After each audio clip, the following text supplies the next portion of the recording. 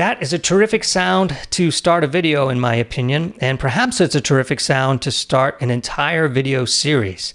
This is the first of the Discovery series for the Nord Stage 3 line of keyboards. And what do I mean by that? Well, we're going to take sounds, either famous sounds or sounds that are popular or in high demand, and reverse engineer them or just explore them deeper so that you can either imitate it on your end or just appreciate it or just have fun. So this is really a fitting sound for the beginning of that series. And you might think of it as the THX special effects sound, but it actually has an official name, and I'd like to take a minute and tell you about the sound. Then I'll tell you about how this sound came to be here on the Nord Stage 3 because I didn't create it. And then we will end the video with actually going through every knob and button, and I'll show you all the settings in great detail how to mimic this sound on your own end, so that you can have fun with it as much as I'm having fun with it here. So first, the sound. It's actually created from a company called THX, which was created by George Lucas way back in 1983. And of course, George Lucas is the fellow that wrote Star Wars and had a hand in Indiana Jones and so many other great movies. His demand for special effects and special effects sound kind of mandated that they do some invention and creation. So THX was created as a result of that, and then this high-fidelity audiovisual reproduction standard was heard in movie theaters and screening rooms and home theaters and computer speakers and gaming consoles and car audio systems and video games. And it has a name. The name of this effect or this theme is called Deep Note. So now you've learned something new about this sound. All right. So this sound comes to us from a fellow subscriber. His name is Mark Stallings, and he lives here in the US. He's a 30-year experienced studio musician and performer, and he also is a sound designer. And Mark has been gracious enough to donate this sound and make it available to us here on the channel. In fact, he has a few more that he's created that we'll also likely explore in future Discovery videos. Now, if you want to learn more about Mark or reach out to him, either for assistance or questions, I'll make his email available down below the video in the description. Okay, so big thanks to Mark for helping out with the sound. Okay, and one more quick announcement. I'm proud to say that I finished the Nord Stage 3 masterclass available on mykeystomusic.com. The official name of the course is called Master the Nord Stage 3, and it's specifically designed for people who don't necessarily want to read the manual, but want to have a video tutorial training series. It's actually 9 hours in length of video runtime and features over 80 different lessons not unlike this, to teach you on basically all the A to Z features of your Nord Stage 3. So if you are new to Nord or new to the Nord Stage 3 or just want to explore this keyboard, maybe you're thinking about buying it and you want to learn everything there is to learn about it first, feel free to stop by the site and check it out. Also on that site, I have a free Synthesizer Fundamentals course, which a lot of you have already taken, and I appreciate that. But for those who are new to synthesis, that free course will help quite a bit. All right, let's get started. Okay, I'll be using the completed THX pedal program that was created for us here. You can feel free to follow along by setting up your Nord Stage 3 in a blank program, or just go to the end, find a blank program, or just reset any program like you've learned in some of the synth lessons. And follow along if you want. You can pause the video, you can speed me up, or what have you. All right, so first, it doesn't need the piano or the organ engine. It's only the synth engine, and we will be using both panel A and B. And we'll start with panel A. First, you'll note that there's a morph going on here. We're using the control pedal, and we're using the control pedal to morph some other options here. More about that in a second. All right, so there's no split or anything like that. We have the pitch stick on and the sustain pedal, although neither of those are really needed to make the sound happen. Now you'll notice that there's no arpeggiator, there's no KB hold, so pretty much all of this stuff is not used. And the LFO rate won't apply here because the LFO isn't actually on. And how do I know that? Well, if I hold the monitor copy panel button and toggle this knob, you'll see that it's 0. So that means there's no LFO influence and no modulation envelope influence, at least as far as the oscillator control is concerned. Then if I hold the copy monitor again and go up to the LFO amount here, you'll see that the filter LFO amount is also 0. So the LFO doesn't play a part in any of this, which is actually a good thing because that's less knobs to worry about. There's no mono and legato as far as voicing goes. There is unison, so unison has to be on 3. And you want to set your oscillator, your first oscillator, to classic mode and pick the classic saw, which I often use in a lot of my lessons as well. Then there is a second oscillator invoked here, so you'll have to hold the shift key and you'll have to go to the pitch oscillator, which is pretty much the first one. And then you'll see that the oscillator control has a green light, which means it's being morphed. And if I go back up here and look at my morph assignment, wheel is not illuminated, aftertouch is not illuminated. The only thing illuminated here is the control pedal. So that tells me that the oscillator control is being morphed by the control pedal. And let's prove that. I've got my foot here on this, and as I move the pedal up and down, you can see that's adjusting the shift of the pitch. So already you're starting to probably formulate in your mind, that's how that sweeping sound or that sound is coming to fruition. You'll also notice, if I go right next door here to the filter area, you'll see that the filter frequency cutoff is also being morphed. Okay, so we'll look at that in just a second, but just know that that's morphed. We already talked about the LFO amount being 0. Here's the filter. We're using the LPM, which is the low pass Moog filter. So that's important to note. Right next door, there's no KB track, and the drive is on 1. Now, the velocity or the modulation envelope, let's make sure that that button is also 0. So I'll hold the monitor copy button, toggle it, and in fact it is. So again, that proves that there's no velocity being affected by this modulation envelope over here. Let's see if there's any resonance. So I'll hold the monitor button here and toggle this. Nope, filter resonance is 0. All right, let's take a look at our attack, decay, and release envelope over here at our amp envelope. So I'll hold that and I'll just toggle this. So our amp attack is 204. So if we just manually move it to 204 just to see where it sits on the knob, you can see here it's about between a 3 and a 4. So just 204. And then the decay, it says amp decay is on sustain. So that would be all the way to the right. And then here our release is going to be 467 milliseconds. So I'll turn that manually 467 like that. So that one is about between a 3 or a 4. And there's no velocity, there's no vibrato, there's no arpeggiator. All right, so far so good. But there are some effects happening. So let's take a look at those effects. Okay, so no effect 1, no effect 2. But the delay is on. So we need to worry about that. So let's take a look. Let's see what the tempo is. So I'll again hold the copy monitor button over here in the program section and move that. It is 556 milliseconds, also known as 108 beats per minute. So set your tempo for that. You'll notice that the ping pong is also invoked. So make sure you hold the shift button and turn the ping pong on. That gives you that ending left and right delay that you hear when the sound is happening, which is a really cool effect. Let's see what the feedback is over here at the delay. And I'll hold this. Okay, it's 5. So that's literally a 5 on the knob. So 5 straight up and down. And then the dry wet setting here, let's see what that is. It's a 3.7. So you want to go to about a 3.7 on the knob. And then analog mode is also on. So hold the shift button and hold the analog mode.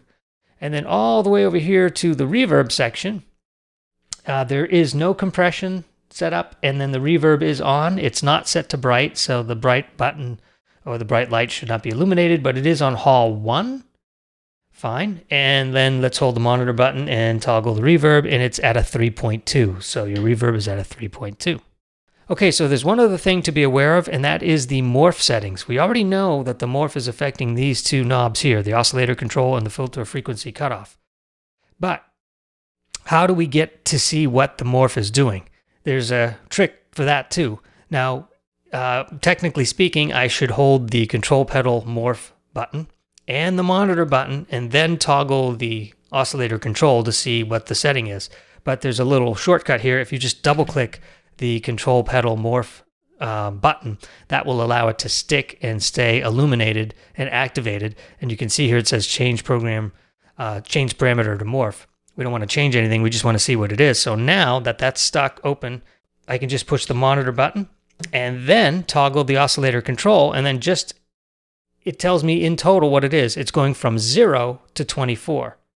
Okay, so push the button again to unlock it, or to make things go back to normal. 0 right here to 24, which is basically it's saying all the way from 0 all the way to 10. 0 to 10 is what that's being morphed. All right, let's check the filter frequency for that same thing. Double click the button, hold the monitor button, and toggle the filter frequency. That's going from 14 hertz to 21 kilohertz. All right, so if I were to push that button again and just see where that is, 14 hertz. Okay, so that looks to be 0 on the filter frequency cutoff all the way to 21 kilohertz. Okay, that takes care of everything on panel A. Okay, now for panel B. We can already see that the wheel is being a morph, acting as a morph control. So we will check that out at the last minute. We can see here too that the control pedal is also acting as a morph control. So we'll have to figure out what's going on there. All right, so starting from over here, we can see that there's no arpeggiator. We don't know if the LFO is being used or not yet. As far as the rate goes, we have the pitch stick and the sustain pedal are on. There's no splits. The volume is about the same too, by the way. If you go back to A and B, the volume is identical between A and B, so that's an important thing to note. Over here in the voice section, it's mono and legato, both off. Unison is also a 3, just like on panel A. It's the same on panel B. In addition, we have our oscillator. It's still the classic saw, and it still has the semi pitch for the second oscillator. So all of that is pretty much identical. All right, and let's see what else we have here. Oh, look at this. This is a difference. The LFO modulation envelope now is being morphed. By what? We don't know, but it is being morphed, so that's going to play a part in things. So because that's being morphed, we ought to pay attention to our modulation envelope settings as well. So we'll have to set all those. So why don't we just go ahead and do that while we're talking about it. So let's first take a look at the LFO rate to make sure we've got that captured. So that is a 5.6. So the LFO rate is a 5.6. And that will kick in. If this knob goes to the left, then the LFO rate will be impacted. All right. We're also using a triangle wave for the LFO type. All right, let's see what the attack is. So attack is a 5 millisecond or 0.5 millisecond. Our decay is a 5.49. So that's right about here, 5.49. Just doing this so we can see visually what the knob is. So it's somewhere between a 6 and a 7. And a 0.5 is all the way to the left, so 0 attack there. And then for the release, it's a 3 millisecond release. So we'll do that. It's almost all the way to all the way to the left there for that one. No velocity. Okay, so that takes care of this. We already talked about the oscillator. Let's see the pitch. We'll talk about these morphs at the end. Let's just continue on the configuration, then we'll do the morphs at the end. Again, just like last time, there's no arpeggiator rate. There is a filter, and it's the LPM, just like last time. There's no KB track, and drive is on 1, just like last time.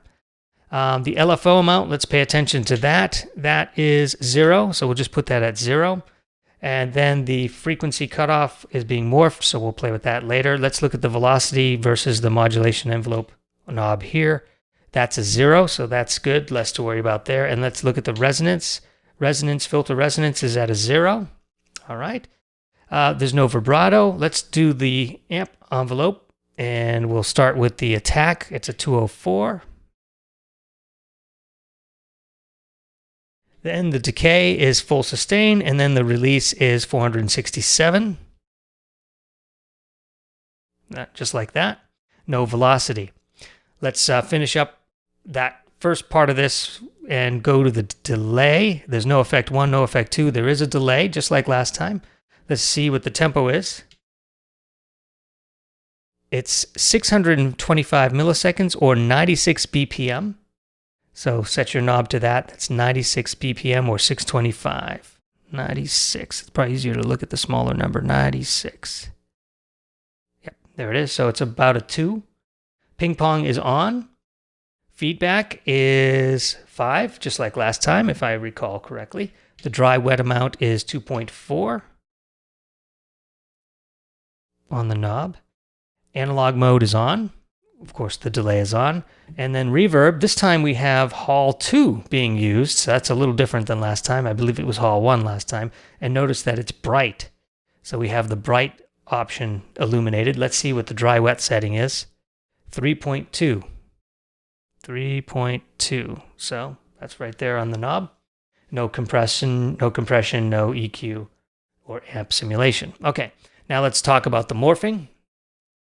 First, we can almost assume that the control pedal is going to be doing something here because it's so vital to the sound. So I will double click to have that stick, and I'll have it look at just the things that are morphed. Right now, it looks to be, now that that button is pushed, it looks to me that the LFO modulation envelope is not being morphed by the control pedal. So that means it's being morphed by the wheel, because the wheel is not active right now, only the control pedal is active. So I only have to worry about these 2 buttons on the morph. So let's hold the monitor copy panel button. And then I will see that this is from 24 to 0. Now, if you recall, on panel A, it was from 0 to 24. So what's happening here is this oscillation control are moving in opposite directions. And that's where the magic happens on this sound. That's the aha moment right there. Now let's push the monitor button and check the frequency cutoff. It's from 14 to 21. It feels just like the last panel that we talked about, 14 to 21. Yes, it is. All right, so we have everything down now except the wheel. So let's push the wheel and double click that and see what's being morphed by that. Okay, we can see that this LFO modulation envelope is being morphed by the wheel. So I'll push the monitor button and toggle this. It's from 0 to 10. So double click that. And then 0 to 10. So that's basically going from LFO versus modulation envelope. And of course, that's the wheel, so that's only going to be affected by the wheel. 2 more quick reminders here. You need to put the octave shift down 1 octave for both panel A and B. And don't forget to turn both panel A and B on at the same time by pushing both so that both lights are illuminated. All right, so let's play this sound again in its entirety. And then this time I'll have, first I'll play it on panel A and we'll see how that works with the pedal going forward. Then I'll push panel B, we'll see what that looks like with the pedal going forward. And then on panel, in that second round, I'll invoke the wheel and I'll let you know when I'm doing that. Now you'll note when you play the sound, you won't hear anything because when the pedal is all the way back, I believe the filter frequency cutoff is at 0, so no sound will come through. And I'm using, on the keyboard here, I'm actually selecting D, 2 Ds in the lower register, basically octaves. And then starting above middle C, just above middle C, I'm going up in notes, D, D, D over middle C, A above that, and D above that. So basically 2 octaves with an A in the right hand, and that seems to be fairly close to the tonality.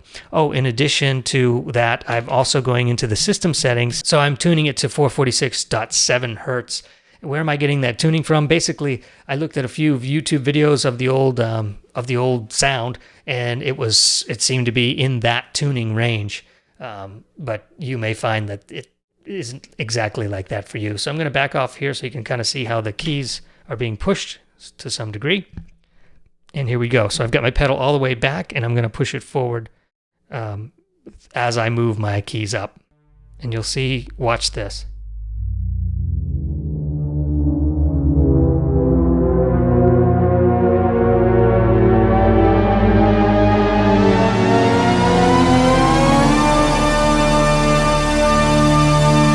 So on panel A, the pitch goes up from 0 to 24. But on panel B, it goes from 24 to 0. And that's where those sounds cross. One more time, and then I'll use the wheel, and we'll conclude this video.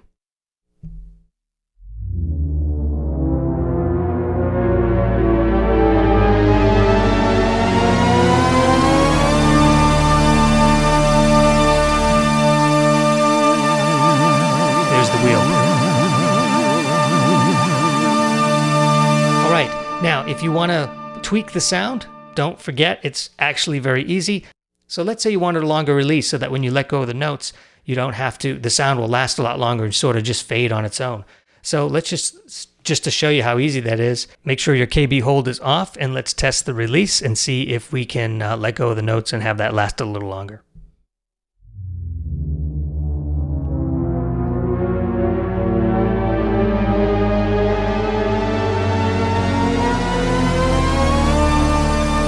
Let it go. There it is. That's more like the movies. All right, now to save that, I can just push the store button. Or if I want to save and keep the original and save it to my own, I'll just hold the shift button and then store as.